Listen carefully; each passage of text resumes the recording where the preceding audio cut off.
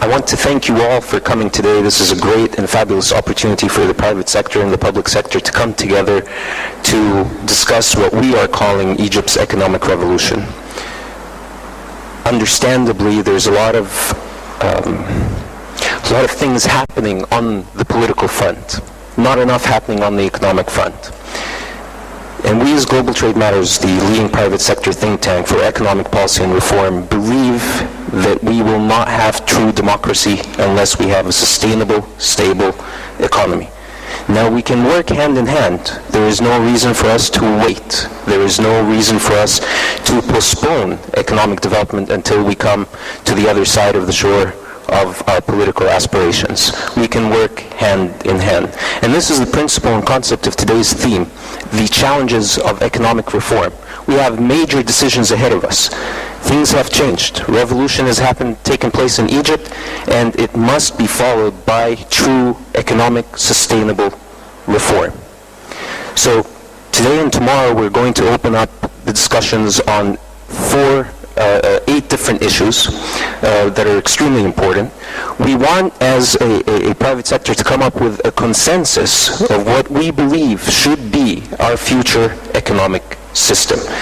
Will we go to socialism? Will we look at a liberal free market economy? Will we follow in the footsteps of countries like Chile or Indonesia?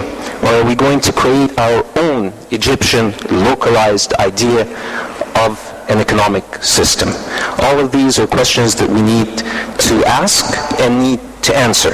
And together, as a group of great thinkers, Egyptian professionals, expatriates that have been here in Egypt, are more Egyptian than a lot of Egyptians I know, we can come up with these ideas. We can think and engage the government, the new government, the interim government. We need to understand what we expect from our presidential candidates. Any presidential candidate that will come forth without an economic plan that we can support as a private sector, that will create the environment that we need to attract foreign direct investment, should not be elected. And with all due respect, maybe we might be a minority in this country. We might not have the stamina to go to Maidan al-Tahrir, but we do have the intellect to be able to discuss something so important at such a pivotal and paradigm shift in our country.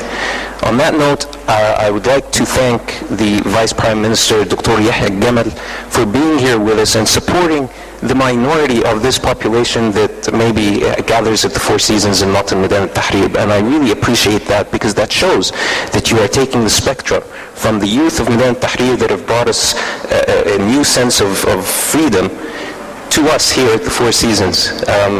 And I'm glad there's a lot of people here that represent the decency of the Egyptian professionalism.